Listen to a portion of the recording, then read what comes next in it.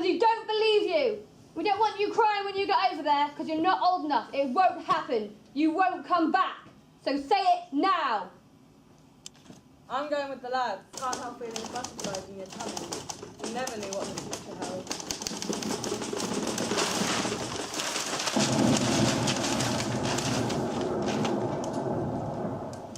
Terrible.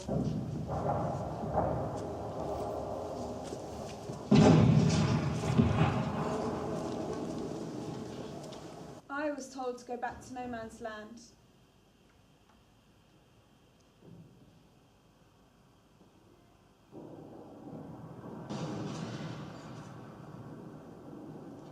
What was no man's land? And buried the old dead. If you touched a man and you got it on your hands, it used to be sticky and awful. I used to hate it. Horrible feeling. I used to hate it.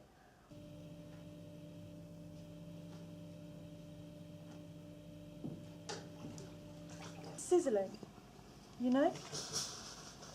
I mean, you can hear this damn stuff coming on.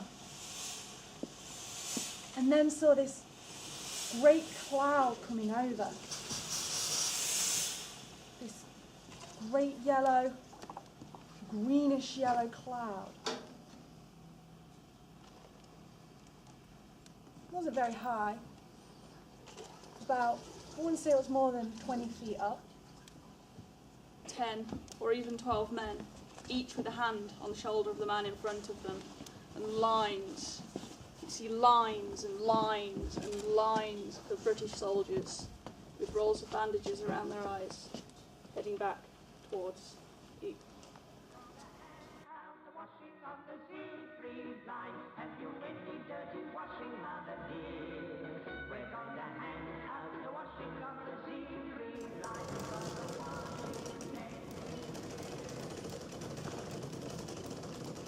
They put me on a table on a mattress.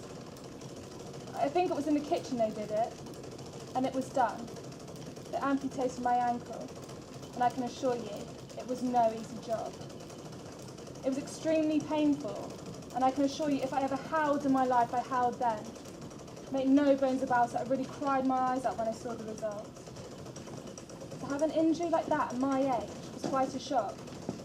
It meant that you'd have to adapt to a life in many, many ways. And that is just what I had to do.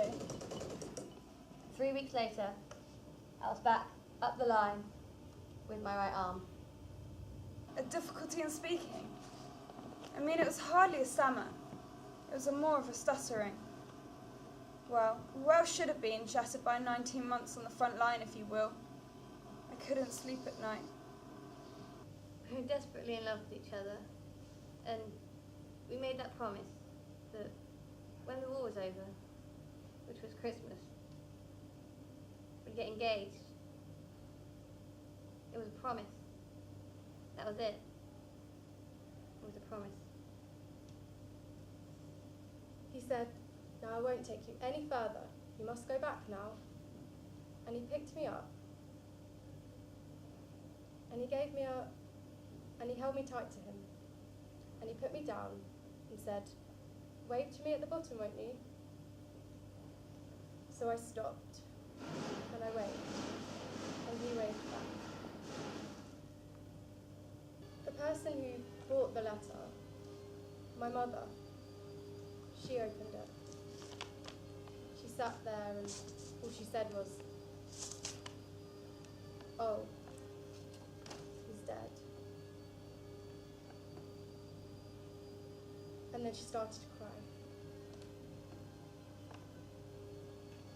When it came, I saw it, I knew it must be something very, very important. And when I opened it to say that they regretted to tell me Ed had been killed. Oh no, we didn't think it was in vain. I wouldn't volunteer to do it again. They'd have to call me up, I don't know. We all thought it was a lovely little game, but it wasn't. It was wicked. Wicked. Like me, you get stuck by yourself, you know. Things go through your head. Like, why? Why did I join? Was all of this for any purpose? And I still think it was for no bloody purpose. Well, it was all wrong, wasn't it? We shouldn't have done it in the first place. Now, soldiering. I like soldiering, but I wasn't really in the act, really. No, it was all wrong. I was happy. I knew I'd done something for my country. I still feel happy. Yeah, still feel happy. Feel very happy I was in that war and came out. Because I will say this, if it hadn't been for us, many people wouldn't be here today. Why have we lost millions of men and the Germans and all the other people that was in that war? Why have we done that? If it was all decided round a table, why couldn't we do that first and save all those lives? My boy to be a soldier. I brought him up to be my pride and joy. From day to place a musket on his shoulder to shoot some other mother's darling boy. Let nations of a race their future trouble. It's time to lay the sword and gun away. There'd be no war today if mothers all would say, I didn't raise my boy to be a boy.